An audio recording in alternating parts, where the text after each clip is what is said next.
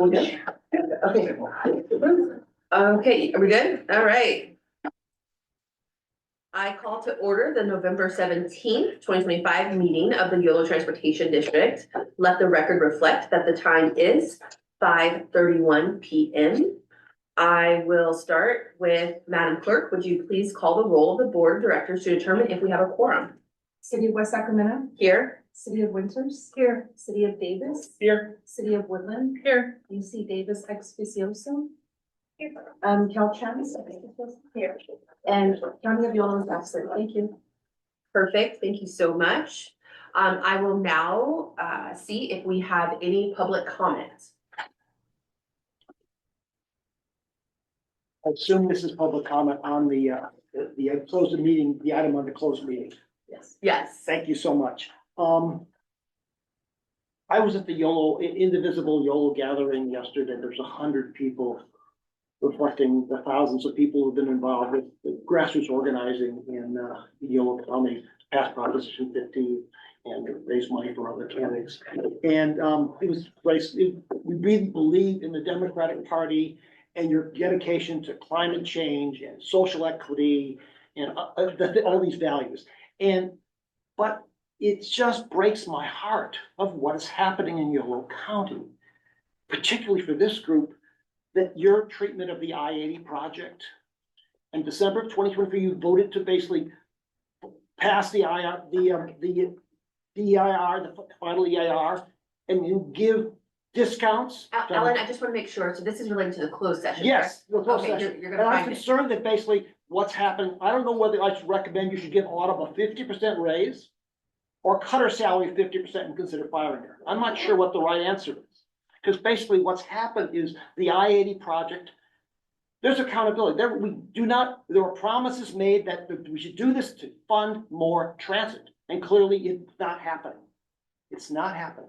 And it's not like nobody was aware of this issue because I repeatedly asked for the accountability, how we're going to fund it. I did public records requests and no one basically followed up on that. So everyone's aware there was an issue here about the fundability. Extension, I did public records requests, nothing happened. And I'm sure you were assured, I'm assuming you were assured that there was enough money by staff. I'm sure that because that was what I told. Or maybe you just didn't want to ask the right questions. You had plausible deniability. Or you decided you knew this thing and you just said, well, we'll just do it anyway. No one will notice. Well, somebody noticed. So the question is, and maybe Autumn didn't know, or maybe she did know, but someone's accountable for what happened here. Is there any accountability? You're breaking the hearts of people who work so hard to elect you to do these things. And here you broke our hearts. How can I get volunteers out to solicit for votes, to knock on doors, to give their hard-earned money to the campaigns when you guys don't do this thing? Maybe the problem is we're a one-party county. No one's asking the tough questions. No one's cynical. No one's skeptical. I don't know what's going on, but it's not right. And then we compound that with the failure of the food bank. The elite in Yolo County fired Mike Fish. Clearly wrong. I don't know, maybe you should have with the street thing, the fellow in Davis. No one, $24 million, and no one was accountable. You promoted the man responsible, Mike Webb, to the head of the management of this county. It breaks my heart. It just breaks my heart. What's going on? And then there should be some accountability, and that should be reflected in what Autumn's salary. Give her a raise if she basically gave you for plausibility, or cut her salary if you think she's responsible. I don't have to cut you off. Okay, thank you. All right, any additional public comment online, Madam Clerk? No public comment online. Okay, with that, I am going to, do I need to, nope, I can just close it and go to closed session, right? We're just gonna adjourn to closed session. Okay, all right, we're gonna adjourn to closed session and then we will be back. Going to, thank you so much. You gotta keep me in check, girl. You're good. We need the music. Yes. All right, I am now going to call us back from closed session. We are going to start with actually item 3, which is to consider approval of the agenda. May I have a motion to approve the agenda? So moved, so seconded. All right, perfect. Moved by Vega, seconded by Director Lauren. All right, perfect. Let's see, all in favor? Aye. Any opposed? All right, no abstentions, motion passes. Okay, next I'm going to move to item 5, which is, now I'm gonna take comments from the public again, right, or no? No, this is just my report back. You'll take public comments, but I need to do my report back from the closed session first. I'm just gonna kick it to you then. Okay. Well, it'll be brief. I don't have anything to report from the closed session. There's been a affordable action. All right. Thank you. All right, perfect. So now I can move to consent calendar, yes? Yes. Okay, perfect. So item 6A through 6B is on our consent calendar. Does anyone wish to remove any items for discussion? Looking left, looking right, no. So then seeing none, may I have a motion? So moved. So seconded. Okay, moved by Director Chapman, Public comment. seconded by Director Lauren. Nope, I think I'm doing good. But I'm gonna rely, Kimberly, on you, not the audience, to keep me in check. Yes, so I think that was just the approval of the agenda, and then we're going to do the public comments, the general public comments, right, on the consent agenda. Yes, yes, okay, perfect. So with that, I have my motion. I'm gonna do all in favor. Aye. Any opposed? All right, motion passes. Now I'm gonna do general comment.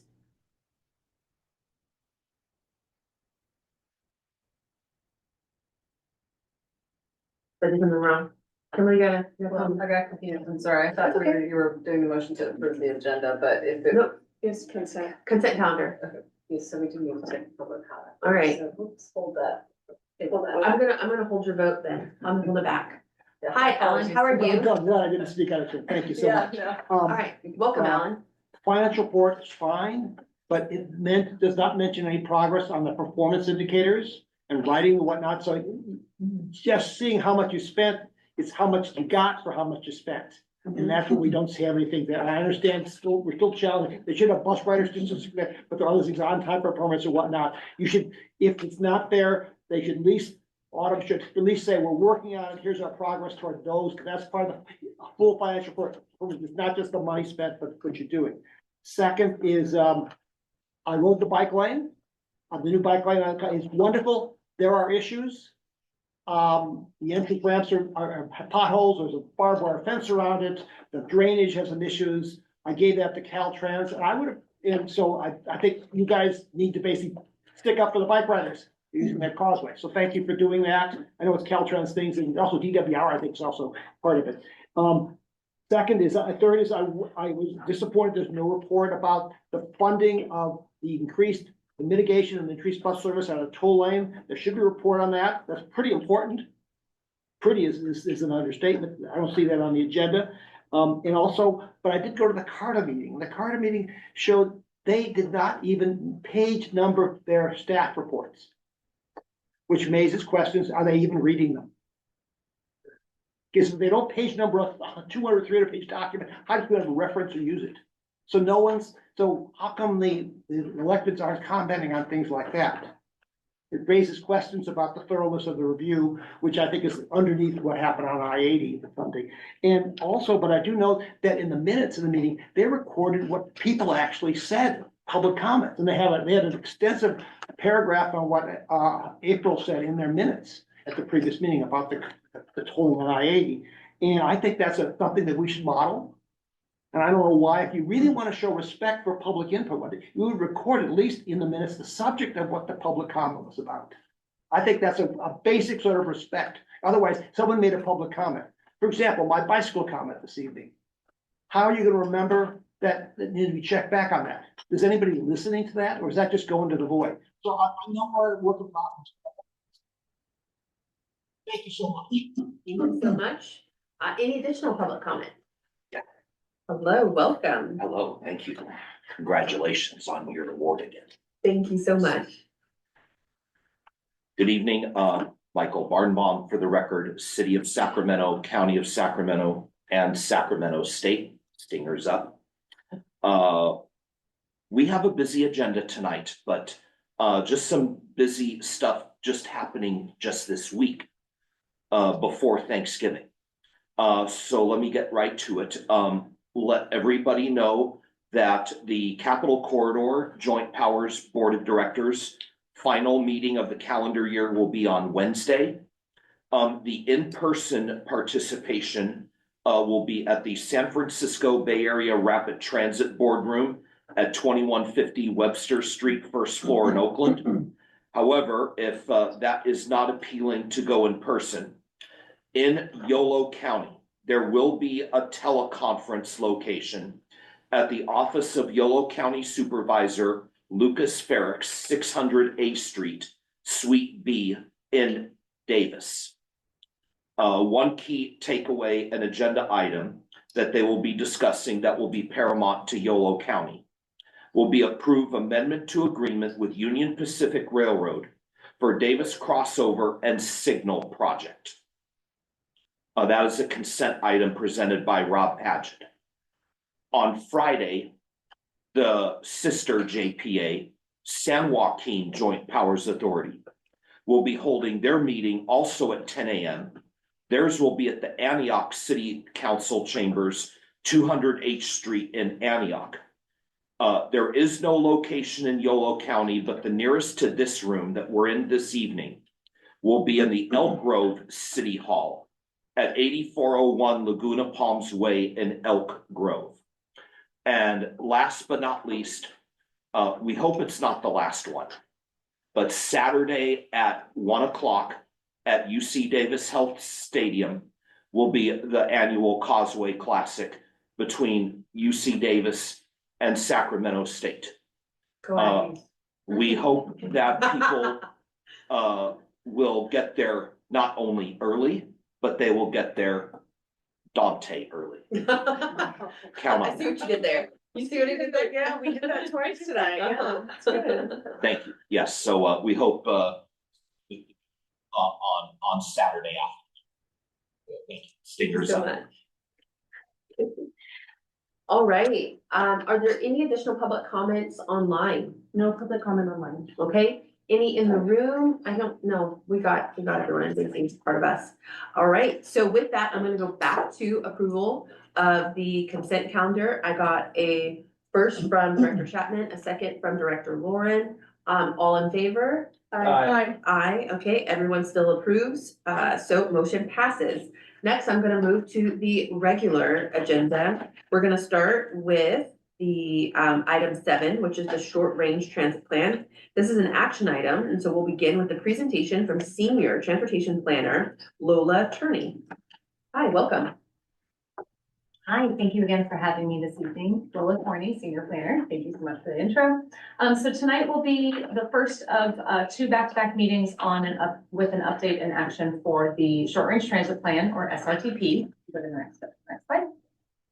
Tonight we'll talk about an overview again. What is a Short Range Transit Plan?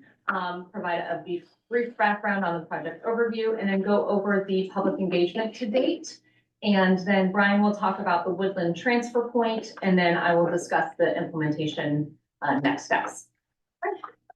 So what is an SRTP? It is a detailed roadmap for YoloTD's operations, investments, and service improvements within a 5 to 7 year time frame. It is subject to periodic updates and revisions and required by FTA.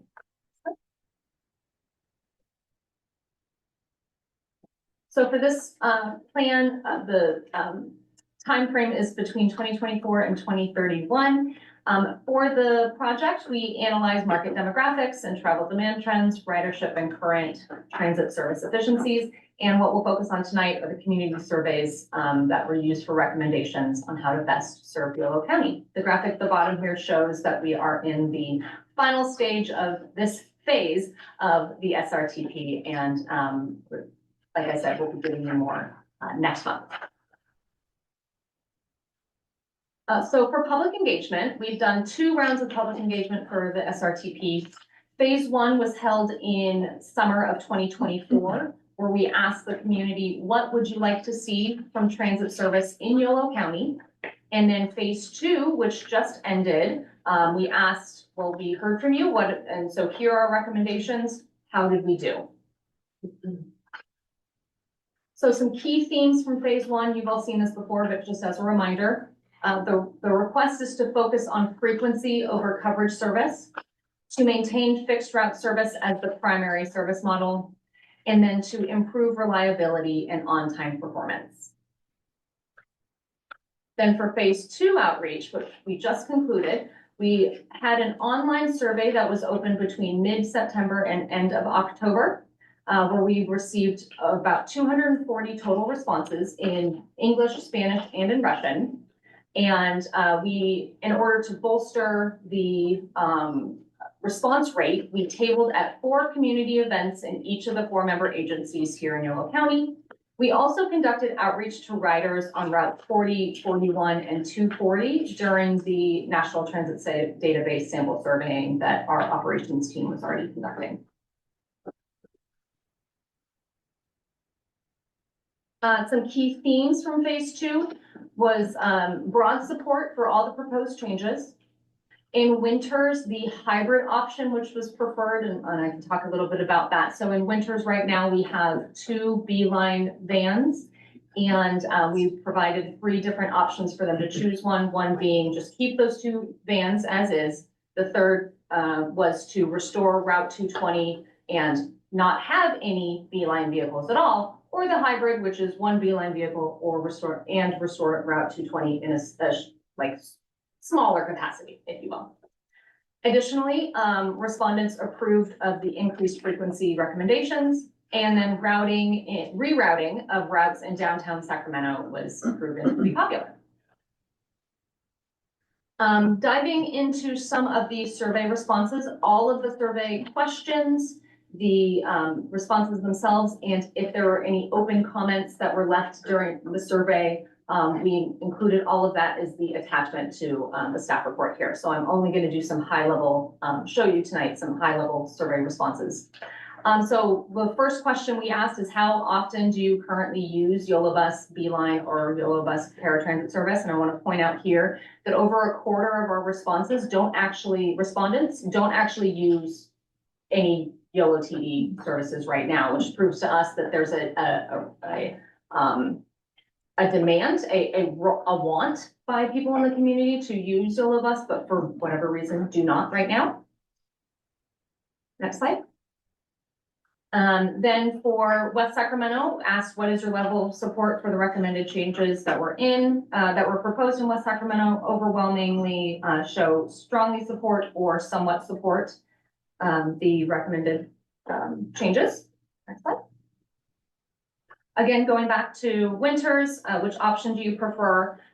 It did come out that option B was the one that was that came out on top, but not by much. But either way, most people recommended or requested and said that restoring Route 220 in some capacity is preferred over keeping it just with the current Beeline 2-van model that we're currently offering. And then for Woodland, level of support for our recommendations were overwhelmingly strongly support or somewhat support. We received no responses that were strongly against the recommended changes in Woodland. And then for Route 42, we broke it out by, the question is, what are your level of support for recommended changes to Route 42 in Woodland, in Davis, and in downtown Sacramento? So I combined them all into one here. And that's just to say that over 50% for all of the cities showed strongly support for, and then even more for somewhat support. And then for downtown Sacramento, what is your level of support for the recommended changes in downtown? Here we had less than 50%, but still close to it, level of support for strongly support the changes in downtown Sacramento. That includes the rerouting and no changes for the express routes in downtown at this time. And but still overwhelmingly over 70% said they support it in some capacity. And like I said, if you want to get more into the details, that's what your attachment is to the staff report. But for next steps on the actual SRTP itself, we're going to continue to refine the recommendations for the base case scenario that is based on the feedback that we just heard from phase 2. We are also going to create aspirational and funding constrained scenarios, again, based on public input. So if someone said it would be great if you did this, we can put that into an aspirational funding scenario, for example.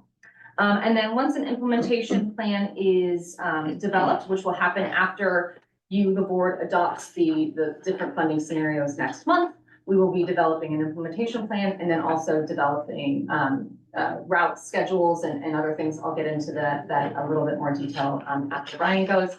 And also we will be analyzing Yolo bus paratransit service and make recommendations on that piece separately from what you will see next month.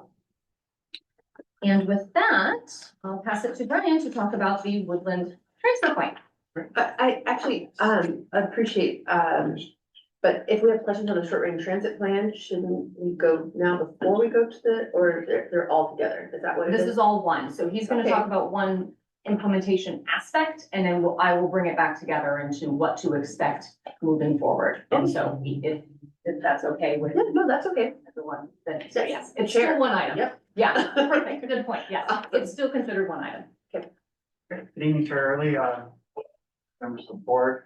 So we're bringing this item with the short range transit plan because the two projects are tied at the hip and will be implemented together. So that's, another reason why you're seeing both of these again today. So we'll go through these slides quickly because, this will be a refresher. We brought this item to you in September. So we're not going to spend a ton of time, but just to reorient you to the project and some conclusions we're making on it. So just to recall, one of the most important, objectives of relocating the Woodland Transit Center from the County Fair Mall to downtown is to be able to facilitate single seat rides from the the central business districts of all of the communities that are on or that are served by the Route 42. Next slide, please. And so this timeline slide is similar to what you saw back in September. The only change to this really is the two bottom bullets in the right-hand corner. So if you recall back in September, there was seemingly strong support from this board to relocate the transit center from the County Fair Mall to the Main Street location between 5th and 6th Streets. But we didn't ask you to take action because you wanted to make sure that the city of Woodland had a chance to win. So in September, we brought this item to the Woodland City Council along with an SRTP update. They did unanimously support relocating to Main Street as a transfer point. So that was a really important milestone for us. We're really excited about that support that they gave us.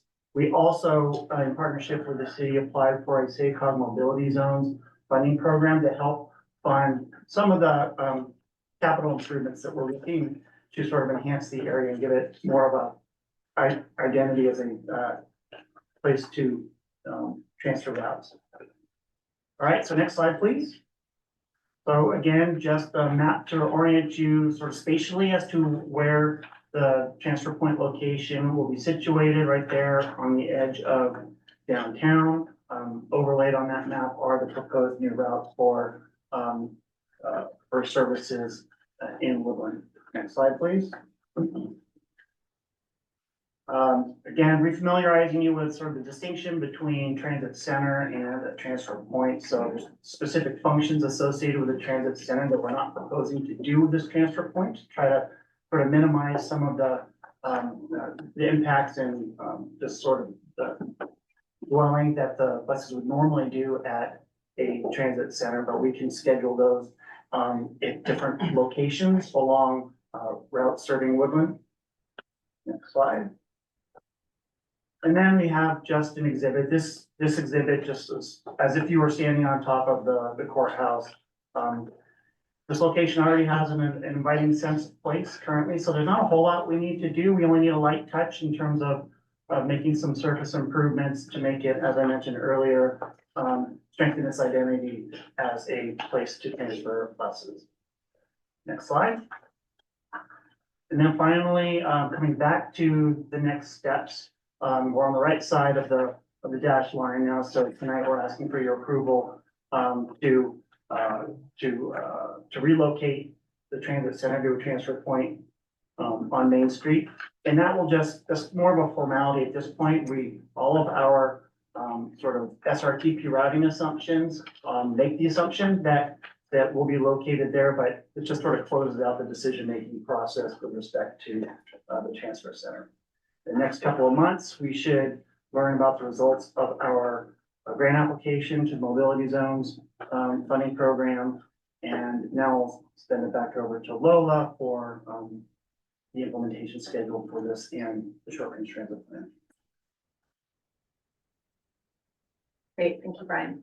Yes, so this slide here, there's a lot going on because there is a lot going on for implementation for the short-range transit plan. So we wanted to be able to show you this in a timeline view. And so basically what this is outlining is that what we will be presenting to you next month, the different funding scenarios, is really the first step towards implementation of the SRTP. And so that once those funding scenarios are adopted, there's also other things happening within YoloTD's purview that will impact implementation, including the transit operations RFP and proposals that Autumn will discuss with you right after this. The mobility zones funding announcements and a few other financial analysis needs to be conducted as normal and those types of things. So as we get closer towards the spring of 2026, we imagine we'll be able to start understanding exactly which funding scenario we can move forward with for implementation. And then once that is greenlit by the board and after discussions, then we will start moving forward with the implementation of and development of route schedules, working with the various cities for if there's a new bus stop that needs to be placed based on a new routing, working with each of the cities to identify funding if needed to make that stop a reality, or getting new permits that are required for that, and anything else that is required for implementation. And then we will also, as Brian mentioned, hopefully get funding from SACOG for mobility zones, and we can start working towards the implementation and design and construction of the new Woodland transfer point. So our Woodland, the people who use routes in Woodland will be able to have a comfortable location to transfer if needed into downtown. And then we can also start with the rollout of the actual and develop an outreach plan for saying, hey, we're going to do a complete network redesign. This is what to expect and when. And then we can start rolling out those actual, the SRTP itself. So if for example, Winters decides to move forward with a hybrid model, then we can start rolling that out, you know, per the schedule, or it might change. Obviously, this is tentative, but those are the types of things that go into the implementation, the actual implementation of this. And so it's a long process. And I hope this did a good job explaining it. And if not, that is the end. So I am able to take questions. Thank you so much, Lola. Thank you, Brian. Let's start with just my colleagues. Do we want to take public comment first, or do you guys want to ask questions? Okay, all right, perfect. I'm seeing, so let's start with public comment. Who's first? All right.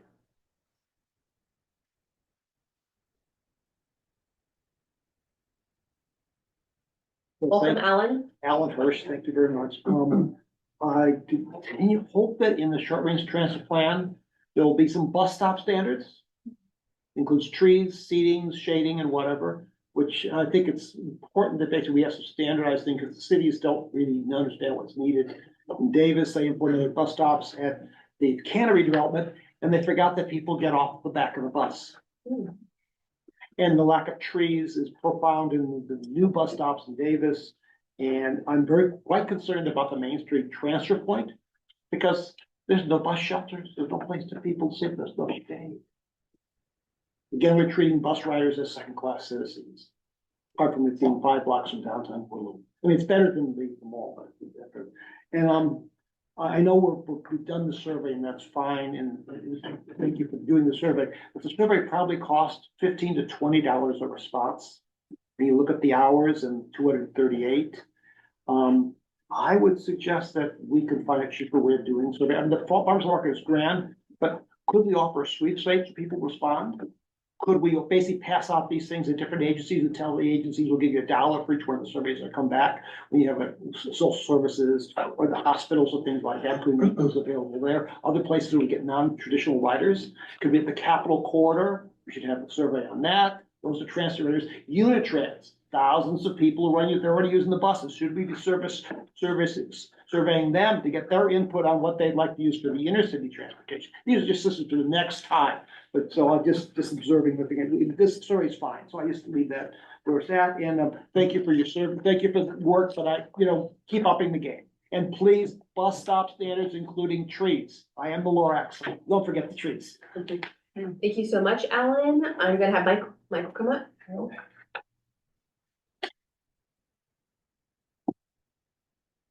Thank you. We've been going at this a while, several months now, maybe the last year. Thank you again for the reminders and the presentation tonight. I want to, after reviewing everything, make some comment and then perhaps an intent of what I would do if I was moving forward with this. I'm not concerned about the Woodland transfer point. As it was discussed in the slide, there are some things that are going to be happening to make the aesthetics and the amenities better than what's there today. And I think Attorney Kimberly Hood will have a great transfer point for us at the courthouse in Woodland. It's going to be a really good one. So how would I move forward based on what we've done the last year? So if it was me, I would make a motion of intent to adopt the basic plan. And in West Sacramento, consider the 38 as the route for the local service and eliminate the option of 30-minute service on Route 240, which was done over the last several months. I think, Madam Chair, this addresses a lot of your concern about the Broderick and Bright area and a link between the north area and the south area of West Sacramento to River City High School. Reschedule the 42s such that they begin and end at a transfer point. And the transfer point should be anywhere on the campus suitable at UC Davis.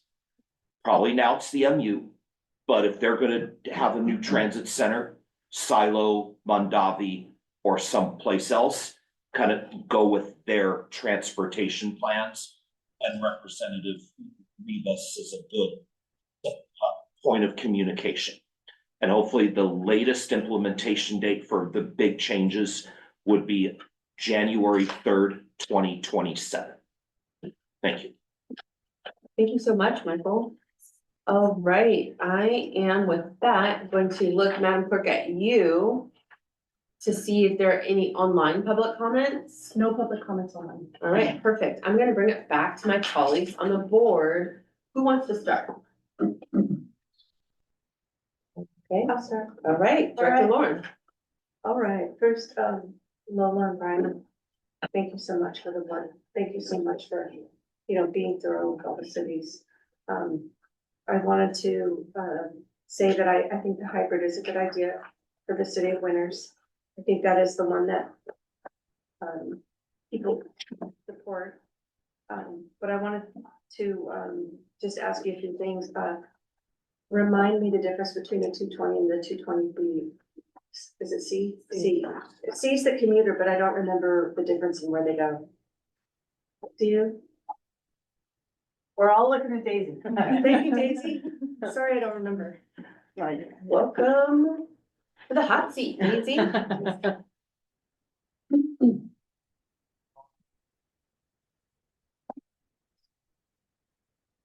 I'll just talk about it. Good evening, members of the board. My name is Daisy Romero. I'm the Director of Transit Operations here. So the 220C was our commuter route. It ran one trip in the morning. And it pretty much did the same trip the same loop as our regular two twenty.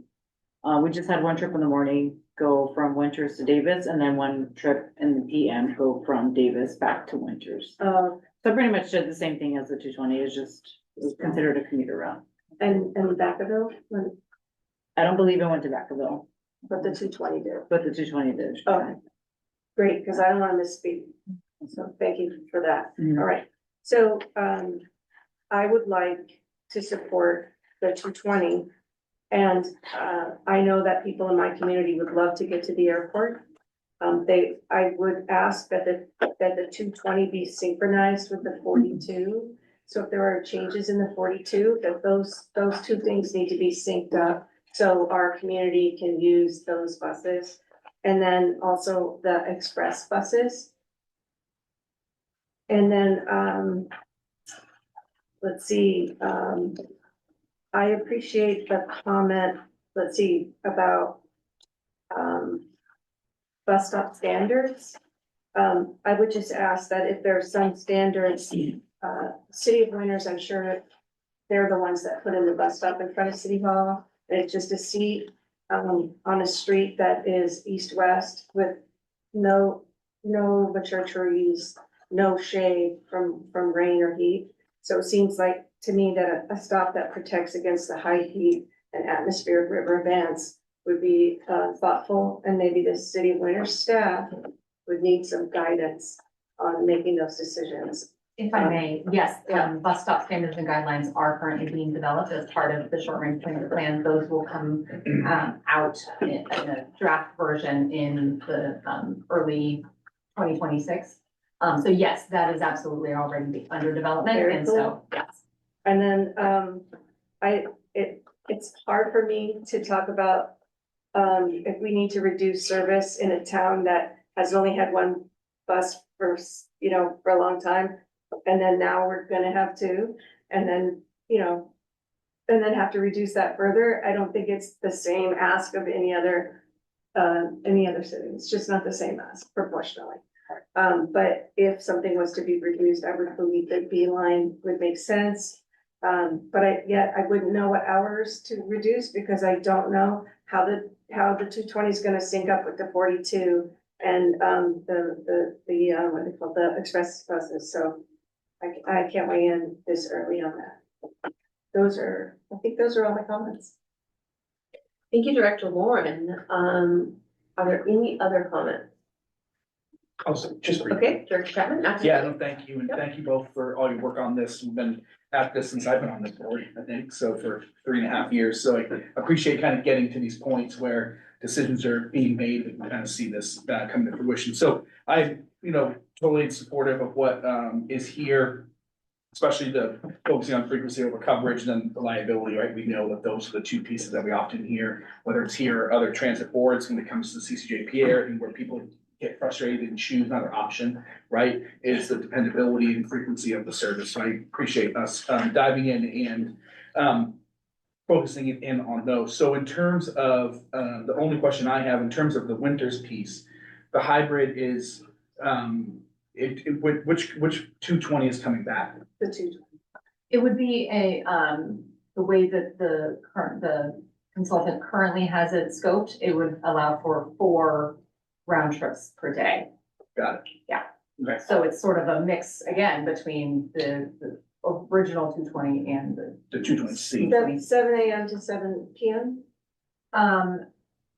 That is yet to be That was my determined, assumption. yeah, good question, that is yet to be determined based on scheduling and requests, so that's something that we can work toward in spring. And then that's not one that's a scenario that you're costing out, right? In here, you talked about the cost, having scenarios that you're gonna cost out. This one is not one of those. This one is being approved and it's cost neutral, or what's the? So there's multiple costing scenarios that will be developed for you to work on and approve for next board meeting next month, but the schedules will not be a part of that. It is more, this is what we believe we would be able to offer with a aspirational funding scenario, a base case, meaning the same miles and hours or similar enough to the same miles and hours currently offered, and then the funding reduction. I believe there's 2 funding reductions that we're gonna be providing for you. So But that's all to say that, the schedule won't be determined until the actual funding scenario is decided. And that won't happen until the spring. Once we have a better sense of our funding future. Right, and I am fully supportive of the 220. But I'm just curious, so we're being asked to make that decision without knowing what the cost is gonna be? Yes. We're not asking you to make that decision tonight. But you're gonna ask us to make the decision in December though, right? So if I can take a swing at the base case scenario, everything in the base case scenario is taking the same number of hours and miles of service that we have and redistributing them essentially. So yes, the idea is that with this hybrid scenario, that's roughly the same resources that we need for what we do currently With the 2B line? with the 2B line, exactly. Got it. Yeah. That was, yeah. Can I- So it's, right now it's cost, if that was it, it would be a cost neutral piece. Correct. Got it, okay. Can I tag in on this? Cause this is actually, you teed me up perfect, Director Chapman. Because it's cost neutral under the current TransDev contract. But we've already had the discussion that the TransDev contract was put into place several years ago. We know that it needs to be updated, right? Like we've had this conversation before. And we've also had the conversation that it's likely going to cost more because everything costs more. And so I think at least what you guys heard from me when you came to West Sacramento as well is, I appreciate all the work. I actually do have a question on the phase 2 and the community events that you tabled at, whether, and maybe I'll pause here to ask, did you guys table in West Sac? And it's just not here? Okay, cause The Maybe Yolo I'm missing it. County Food Distribution on Saturday. October 4th, that was West Sac. Yes. Okay, awesome. I thought so, but I was just like, it doesn't. It doesn't Say- say that, yes, it does in the staff report.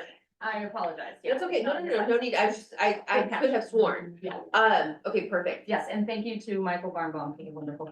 I see it. Ryan. I remember, I was flagging. Yeah. Okay, so with that being said, what I think the team heard from me, when you guys came before the West Sacramento City Council was that, it would be great. I would love if everything cost the same, right? Like our cost neutral scenario of, it's the same miles, general same service, under the same costs, right? But there is a very good chance that the cost is going to raise because the likelihood of them charging 2018 prices is low, right? I mean, I'm not encouraging anyone to charge us more, it's just everything costs more, inflation. So then with that being said, what at least I asked at West Sacramento and I would ask here as well is, when we're considering what would happen if the cost raises. And again, we kind of established that it's likely gonna raise, right? What are we cutting, right? Like what is that conversation? I think would be more helpful, at least for me, because that feels more like the reality. And that's gonna happen, I think, August 2026, right? And so I would prefer to start having those conversations now so we can really engage with the community. You guys have already, I think you're gonna offer us basically, here's our aspirational, right? So if we could add, which again feels unlikely, but if we could add, this is what it would be. And then the more likely scenario is if we have to reduce, this is what it's going to be for each of ours. And I hesitate I too am supportive, right, of adding, but what does that look like? We don't wanna add, then take away, then change, because you guys have now educated me at least, that change is actually when you start to get frustrated writers, right? When they start to not to trust the system. And so I really wanna have that conversation, and I know we have focused on neutral, right? Miles change, services and change, all the things, but we know that's only gonna be for like 6 months. And so that's where I'm at. So yes, for what you will be presented next month with the different funding scenarios, we'll outline some of that. Okay, so right now, the same miles and hours being reconfigured, to use Autumn's same term. And then in a funding reduction, what will it look like? Okay, we had said we wanted to provide 30-minute service. Actually, we wouldn't be able to. It would have to be hourly service. We would still want to switch the 211 and 212, for example, to be the 213. In Woodland, so it's bi-directional and therefore makes more sense, but we can't provide the half-hour service like we had said for the base case scenario. And then other changes we would talk about in other communities. So yes, those are exactly the types of things that we will be presenting to you next month. And I'm wanting to share also what I shared, at my city council, which is like, that's actually what I want to come back to, at least for us in West Sacramento City Council. Because part of the conversation we had about, reducing potential routes here, reducing routes here was, well, but they're gonna be 30-minute headwinds, right? Which would be great. However, we know we're gonna reduce that, right? And so let's operate in likely reality versus like, I don't do aspiration, I don't do hope management, right? I do like, this is the likely scenario. Understood. And so, and as we're talking to our residents, as we're trying to encourage, as at least in West Sacramento, we're coming up with our own like whole transit plan, which you guys heard me touch on, right? Which is all of these different pieces need to work together. I wanna make sure we're working with your piece and we're operating under that versus like, this is what we thought 6 months ago, but now it's changed, even though we know it's likely gonna change. So that's at least what I would advocate So for. in terms of the timing piece for the 6 months, we would not be implementing a base case scenario For like a year. for a certain amount of time and then taking it away to the one.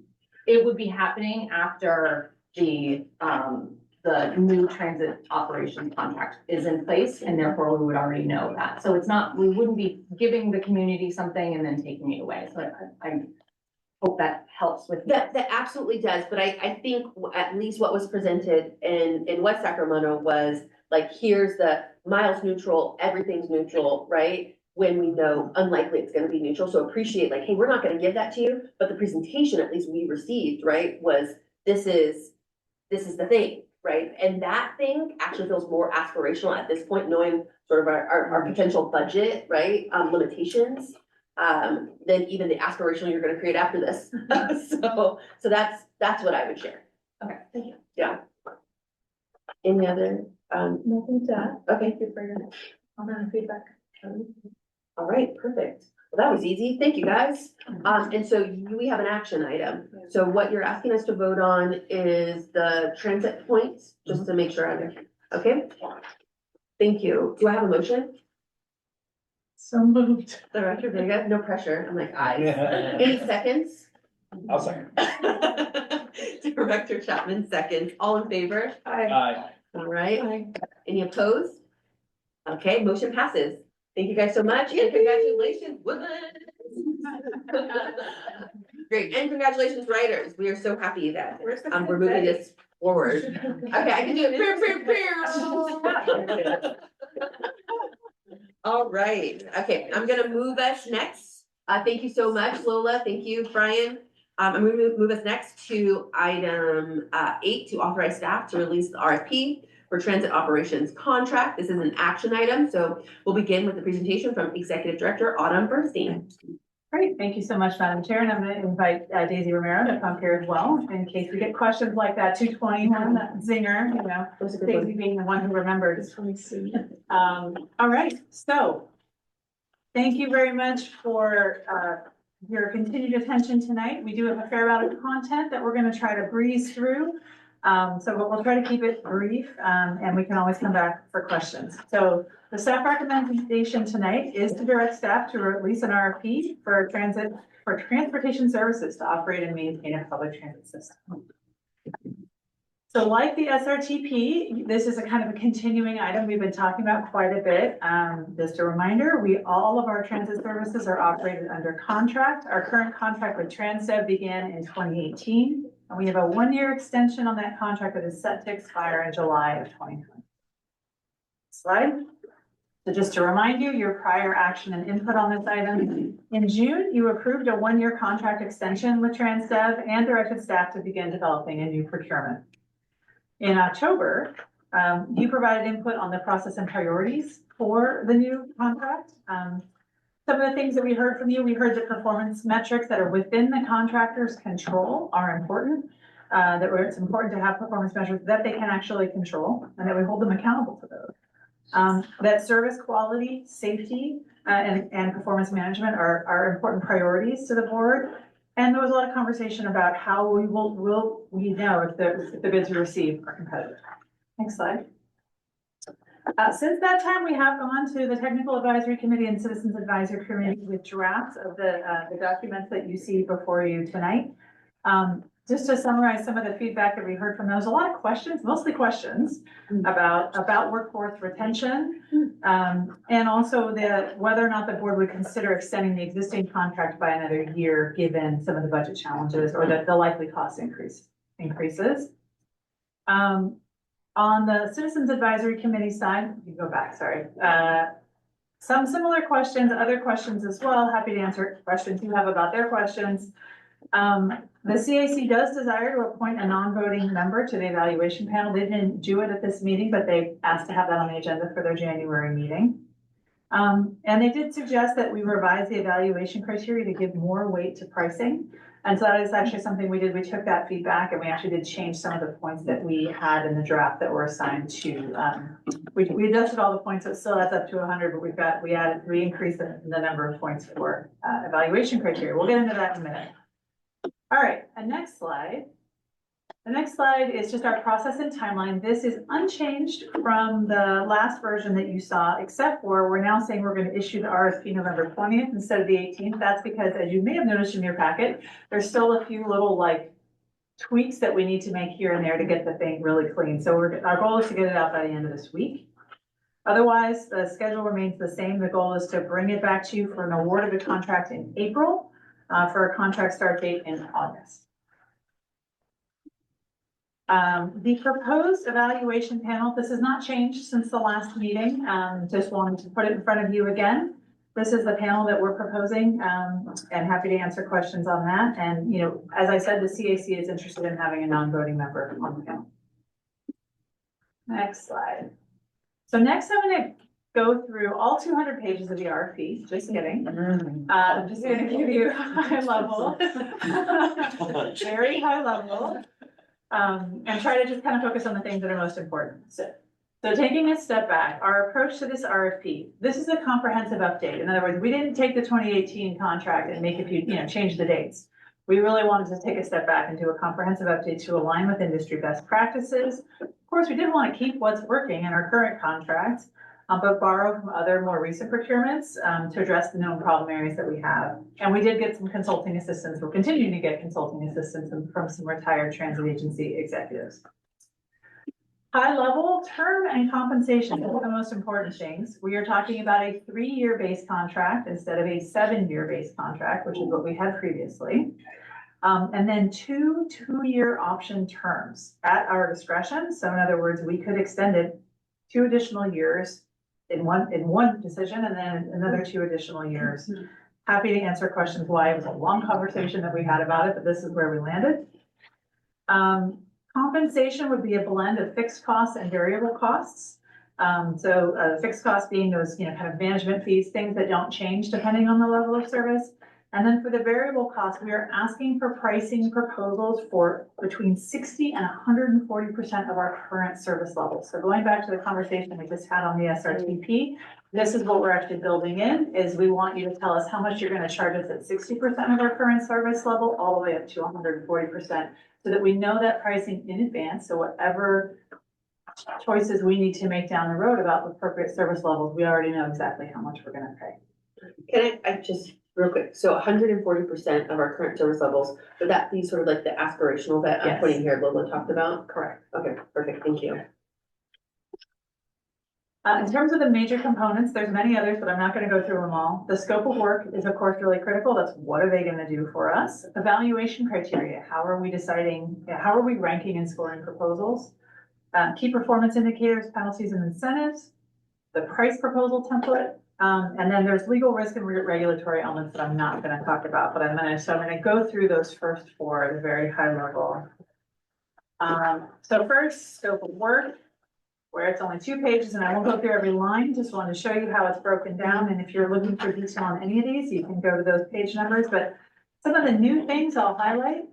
Beeline. Beeline was just a glimmer. It was an option in the old contract. It's now baked in, including some of the very specific things that we need to know. We need to hold our contractor accountable to have Beeline be successful.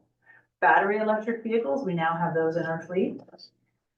Ticket sales and passes. We've been maintaining two separate customer service center, one operated by Transit, one operated by us, which is just super inefficient.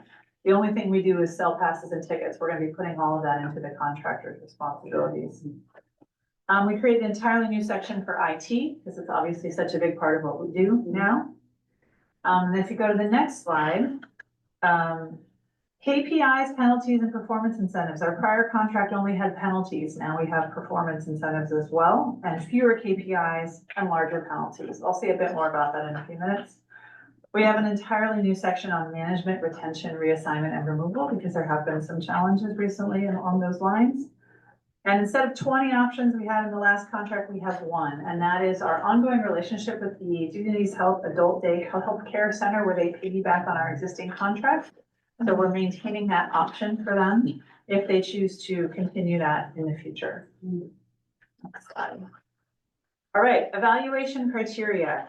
So I've got one slide on evaluation criteria. There's a lot more detail in your packet, but essentially we have 4 co-equal criteria, all at 20 points each. The firm itself and their qualification experiences, their understanding and approach, how much do they recognize and understand the specific needs that we have here? Have they done their homework? Have they thought it through? And do they have an approach that's going to work for us?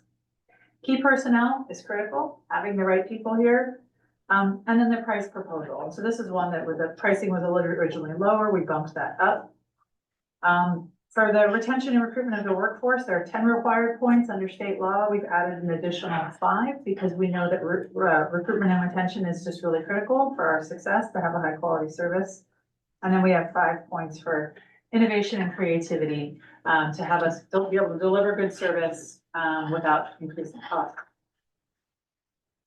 All right, next we'll talk about KPIs, penalties, and incentives. So start by just giving an example of how we're structuring this. So KPIs, again, we talked about this last time. I think Director Chapman actually mentioned this, that KPIs should be based on factors that the operator can actually control. So like on-time performance, there's aspects of that the contractor can control, but traffic and other things going on road construction, those are also factors in on-time performance. So how do we distill it down to something that's actually within the contractor's control? So instead of having on-time performance, we're having all vehicles leave the yard on time.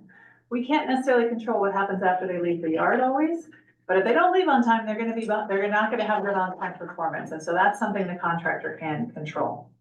So we have a penalty here, which is a $250 penalty for every vehicle that leaves the yard more than 10 minutes behind schedule. And then we also want to have corresponding incentives if they excel. So if there's a month where all buses leave the yard on schedule, there's an incentive of $500 a month for that. So again, we're trying to both incentivize the behavior, encourage excellence, and also penalize for the things that they have control over and that matter.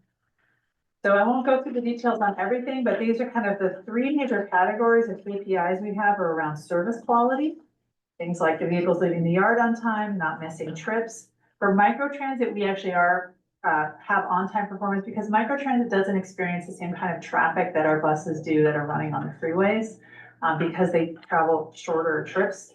There's fewer other factors that are impacting microtransit on-time performance aside from those the contractor controls. Also because the algorithms for our Beeline app, it factors in what's actually going on out there with traffic, right? Preventable customer complaints, bus stop repairs and cleaning. So those are all kind of in the service quality bucket. On the safety bucket, and a couple of different components. CHP inspects our vehicles annually to make sure that they're safe. So we need to pass that. We need to be securing mobility devices. People who use mobility devices, we need to make sure those are secure in our vehicles. Collisions. Air conditioning units, that's a safety issue here. We can't be running buses with no air conditioning units that are broken. And then miscellaneous around management, retention, and reporting requirements, because those are really important for us to be able to manage. Okay, price proposal template. I kind of mentioned this up front. I just wanted to show you this ugly slide with the actual Excel spreadsheet, but there's a couple of animations. So Janine, if you can click on the first one.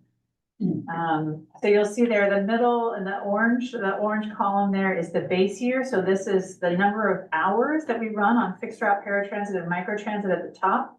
And then the number of miles that we currently operate. So that is our base case scenario. That's how many hours and miles we're currently running.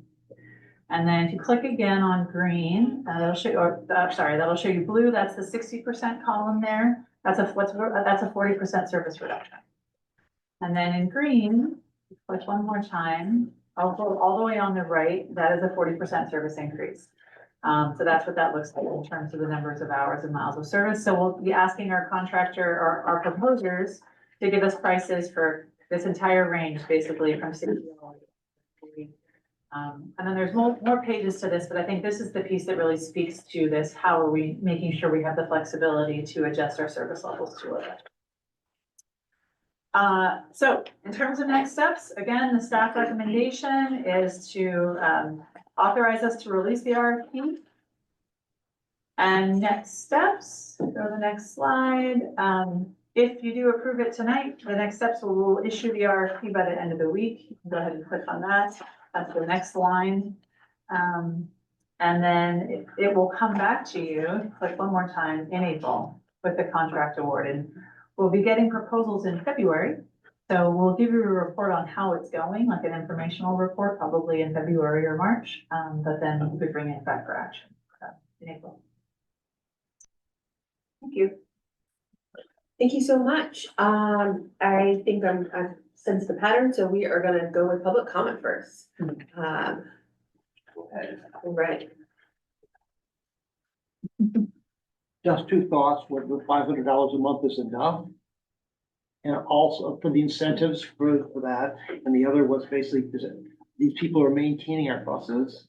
Breakdowns and those sorts of things, especially those that are anticipatable. I mean, and sometimes I send them out, but some incentive around that, because that's a high-tech, really specialized sort of thing. You want to incentivize quality work on that. Thank you. Helpful. Thank you so much, Alan. Michael, come on down. Yeah.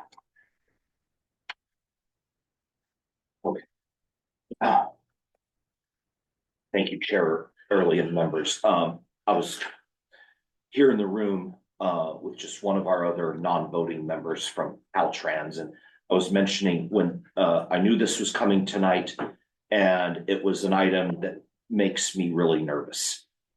Not knowing what the contract is going to be, but in particular, if you go back to the last item and the discussion we had about the cost, the service increase, the decrease, or as my intent was, the base case. Which is why I thought the base case was the best case at the moment, thinking ahead that potential funding that is not known could come from CARTA. And then my first priority would be regular service hourly basis, at least in the city of Winters to the city of Davis, making it more in sync with the 42s. So it's more frequent than just 4 trips a day. And then my second priority would be all-day service on Route 37. But if the downtown Riverfront streetcar may be coming to fruition, which I watched a meeting on YouTube in which the presenter was interrupted by the CEO saying construction on that has to start by September 30th. So end of the current federal fiscal year. Didn't know that.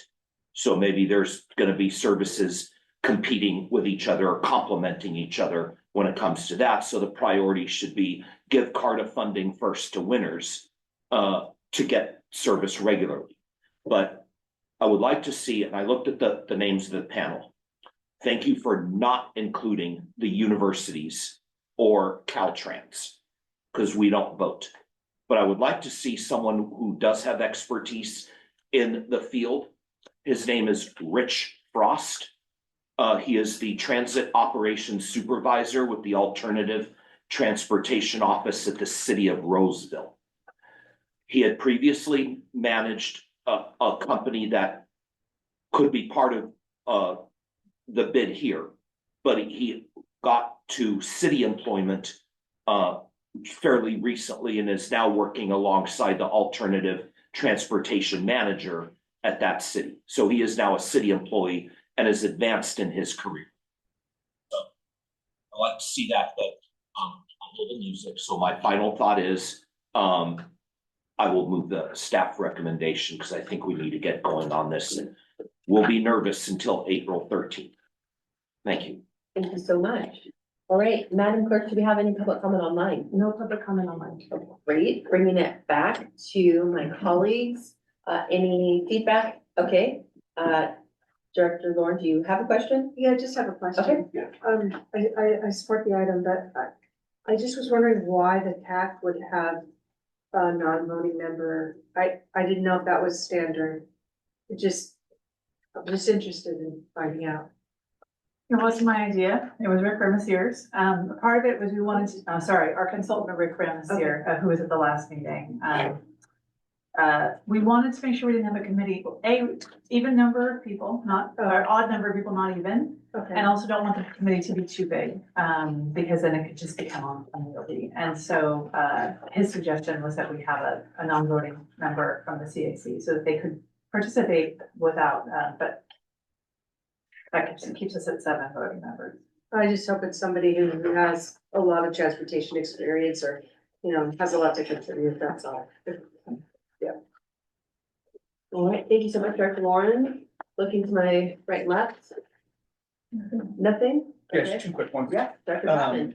Thank you. Yep. So I'm not sure because Winters isn't on the panel. No, Winters does not. no. Again, we were trying to keep the panel size reasonable.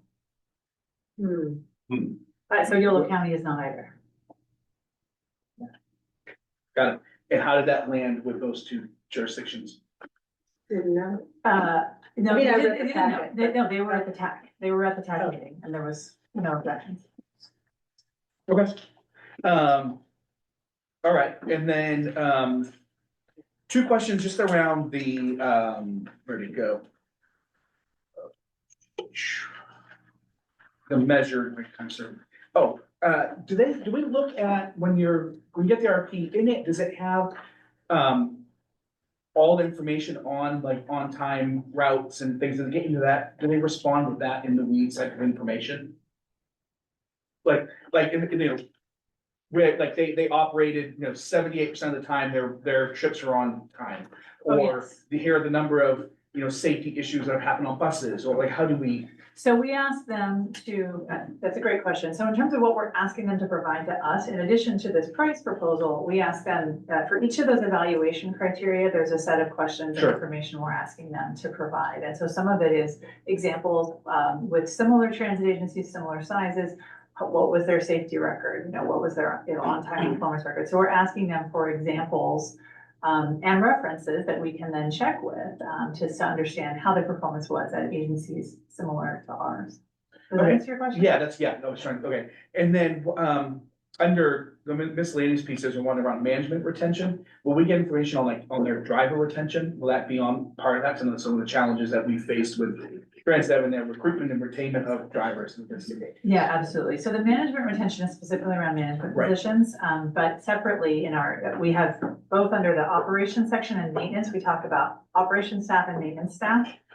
And what our hopes and expectations are there. And so we do have the 15 points in Right. the evaluation criteria Yeah. for recruitment and retention. So that's their opportunity to Okay. show us that they're gonna do a good job with that. Can we just straight up, put in there as required, just to tell them to give us their retention numbers for their drivers? Like, I appreciate, we have, given you an indication that this is where you put that, but couldn't we just say, give it to us? Can you clarify, give us what? Yeah, the driver retention, right? So. For it their sounds like- existing properties? Yeah, because it sounds like we're saying, hey, we have a section where you can put that in there, but if we know we want that and we know it's been, no offense, but a really big problem, can we just, tell them to give it to us? Mhm. That way we don't have to hope that they'll give it to us. Yeah, I have to look back and see what it specifically asked for, but we Okay. can make that clarification. Yeah, that would be great. And it also sounds like we will be asking them for their management retention number though, right? I'll double check the language, but we could be very specific about it. Okay, Yes. yeah, especially because I know it's a sticking point for us. So that would be helpful. I have a couple other questions, but I'm actually gonna, take it, oh, I just, no, you're good. oh Just my one God, last I am one. so No, you're sorry. good.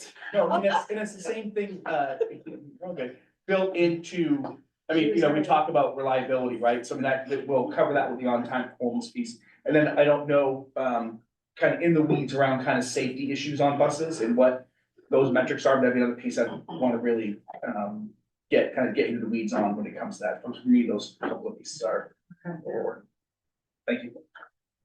Thank you, Director Chapman, and for your patience. You're always so kind to me.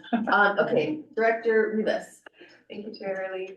I was just curious if you could refresh my memory around RFPs, especially this one is issue. Do you need to receive a minimum number to proceed forward? Like what happens if you only receive one back or no variance? If of none, what happens with an option to extend contracts or anything else? I will be really disappointed if that happens.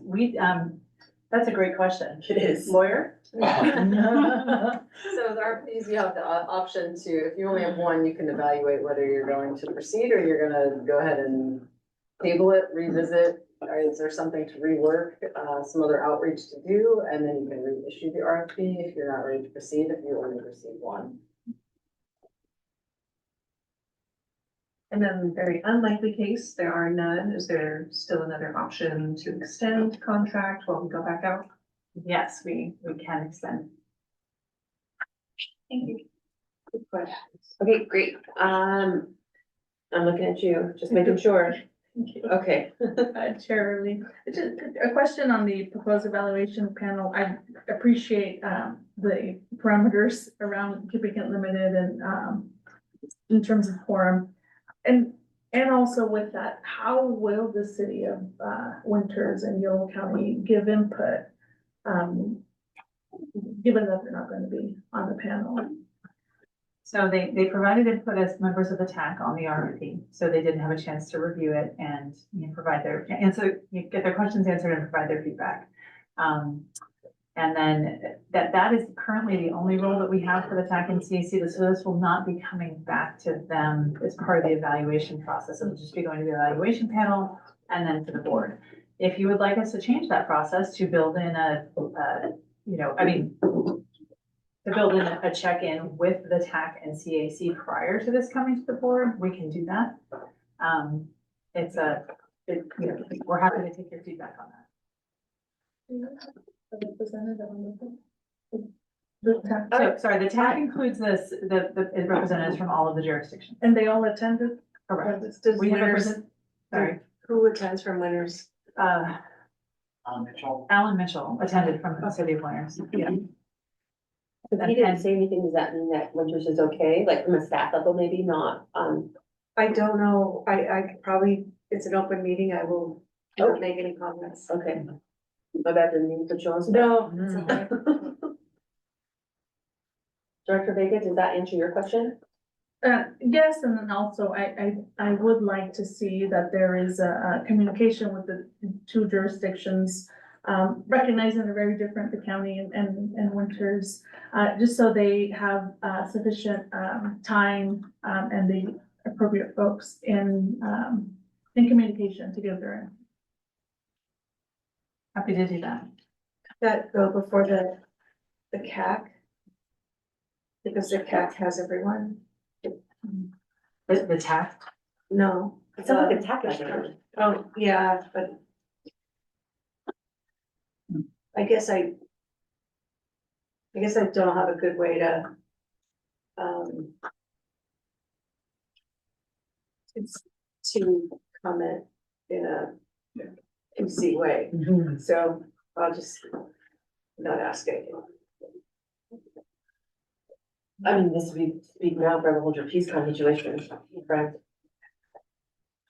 Okay, all right. Madam Chair, I will say, as Kimberly just pointed out to me, that we can revisit the panel. We don't have to decide that tonight. The panel's not going to be meeting until February, which is when we're going to get the proposal. Okay, so So can we, if you like, we can table that piece and So- bring it back. maybe we amend whatever the staff recommendation would be to table just that part, so we can make sure that comes back to us. Well, in fact, the evaluation panel is not in the RFP. That's not, there will be an evaluation, but the composition of the evaluation panel is not in the RFP. It's just, it's in the presentation and what we're about to vote on, so are we just voting to release the RFP and then all the rest of this stuff, that was amazing. It's just more informative. Yeah, so the RFP includes what the process is, and it says there will be an evaluation panel, we will use these evaluation criteria, et cetera, et cetera. But that particular piece of who's on the evaluation criteria is not in the RFP. Yeah, I was just gonna say, I think it's for feedback so that you can collect that and pivot if you need to, so it's a little bit fluid with that, if not as far as getting the RFP out, but as we've heard, you never know how many you'll get back, and that's, we may have to make other changes along the way, but the main action tonight is just the authorization to issue the RFP. Okay, I'm happy to make a recommendation. okay, but I have, but yes, I'm gonna take that. I was early. You This might be the most puns I've ever gotten in my entire life. So if we're gonna table the evaluation panel, then I'll set it to the side. I won't talk about it anymore. On the pricing, it feels like the pricing is gonna be pretty darn important. And so, early on in the presentation, you mentioned, hey, we're gonna have a higher weight for pricing. And I guess I assumed, until I saw, our pricing max points, that meant that pricing would have the highest points. But it's even, and I think if there was one thing I'd be interested at least throwing out would be, should it be like 25 points, or right? Like, because we are so budget constrained that it does feel like, that should be more important than all the other things, because if we can't pay, right? And that's gonna impact all the other services anyway. So those are my thoughts, but I would be interested to know, like, from my colleagues, if thoughts, concerns about that. Or yes, I will just put a point of clarification. Under state law, 10% of the points need to be for workforce retention. So if we increase, in other words, if we can't just increase one, we'll have to rebalance all the other numbers. Yep. So just wanted to make sure that was clear. So we would have to figure out where we would want to reduce points. you want some suggestions? So just to make sure, workforce is the key personnel? Is that as I'm looking at No, one? workforce retention and recruitment, that's 15 points. Okay, where that one is. Okay, awesome. And so potentially, you can think about it, but this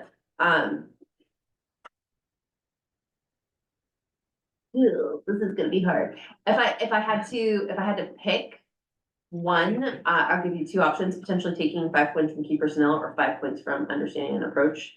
Again, that's just off the top of my head.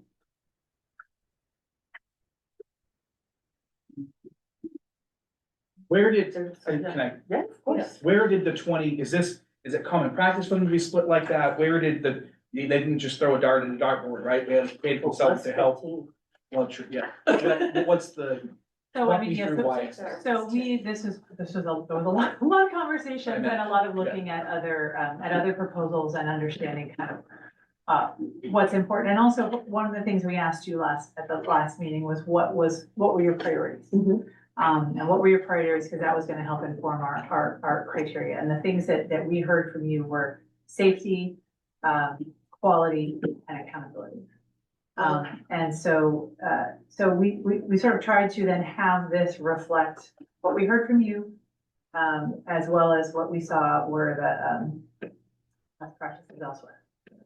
So we're totally flexible. Hopefully, yeah, so that's helpful. and then are there, is it, and I don't work in the transit world.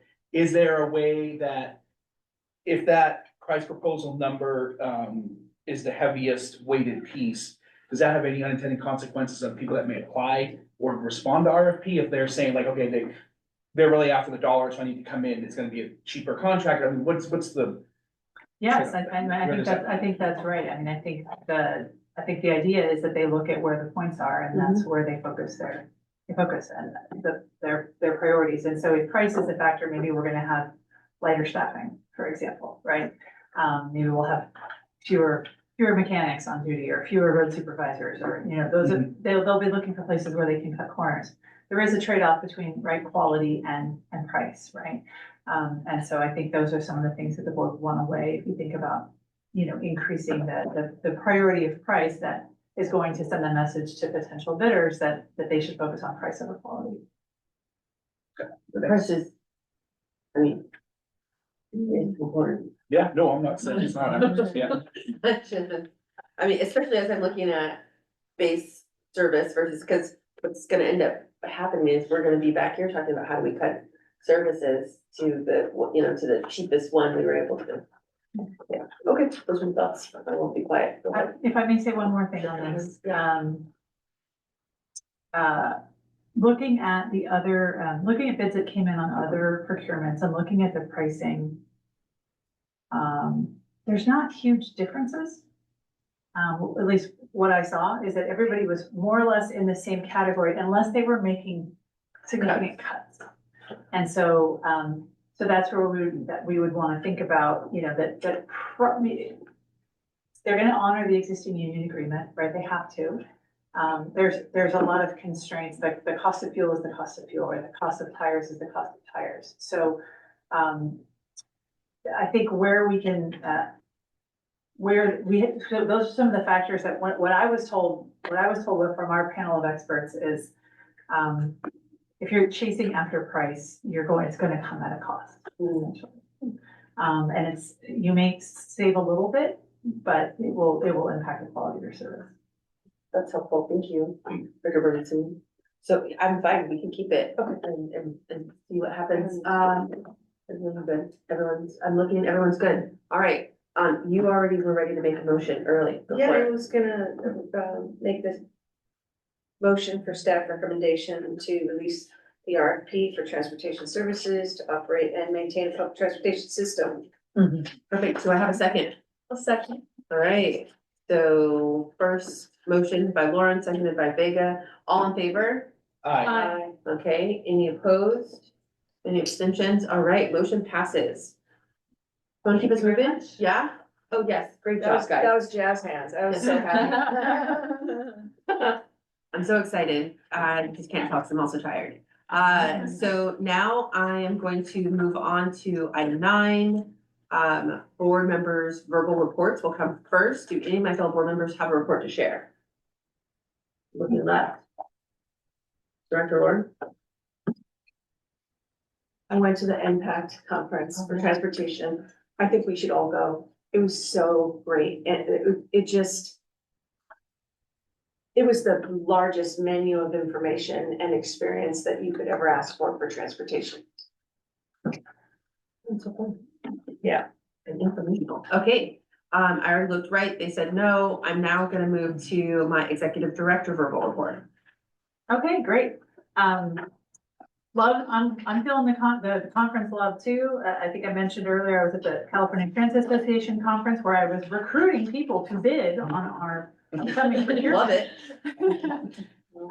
As well as learning from our fellow transit operators. And then I also went to the Focus on the Future conference, where I learned, getting caught up to speed on what's happening with, what are the options for increasing revenue for transportation? And learning all about what's going on out there. And so very helpful. We do have a board workshop scheduled for February to talk about that. I've recruited a couple of guest speakers that I met at the conference. Really looking forward to that discussion. We are in the process of interviewing folks for our Citizens Advisory Committee. Thank you to Director Lauren and also CAC Chair Lisa Baker. We have 4 people that we're scheduling interviews with, so we hope to be able to bring back some people for you to seat in January, February. The Sacramento, you may recall from a few months back, we haven't talked about it in a while, but we need to update the MOU that controls how our federal transit dollars in the Sacramento region are spent. That process kind of got derailed for a few months. We're back on track. We met last week. I think we're making some good progress. There's been a lot of good progress that SACOG staff have made in the interim. So I'm going to be bringing you an actual presentation and an update, probably not an action item, but just to get you back up to speed on what's happening with that at the December board meeting. I think we are going to be looking for action on that probably in January or February, depending if all the parties can come together.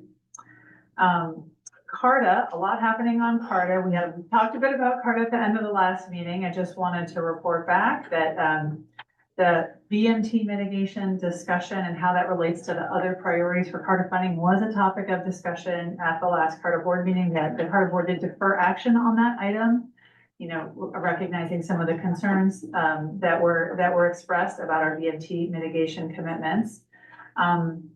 Also, something to note is that the lawsuit that was filed against the project and that lawsuit was unsuccessful, but an appeal was filed last week. Last week was the deadline and it was appealed. So we are back in lawsuit territory with the project. And then, also with CARTA, there's been ongoing discussions with the state guide staff and Yolo County jurisdictions about a loan for CARTA. We've had 2 conversations in the last 2 weeks. That process seems to be moving along well. I think we are close to, not close, but I'd say we're on a positive track to get some resolution and to make sure CARTA has the funding that it needs. And it seems like there's a number of jurisdictions that are gonna be pitching in, to make that happen. So, more details I'm sure that you'll be getting from your respective jurisdictions on that, but just wanted to report back that those conversations are going well. And that concludes my report. That's helpful. Okay, so next I'm going to move to Transdev, and our transit operator. This is Julie Holmes. Yes? Yes, Hi, good Julie. evening, everyone. Julie, can you use the mic? Oh, sure, sorry, no, you're fine, So our folks at home can hear you. sure. All right. Can everybody hear me? Yeah.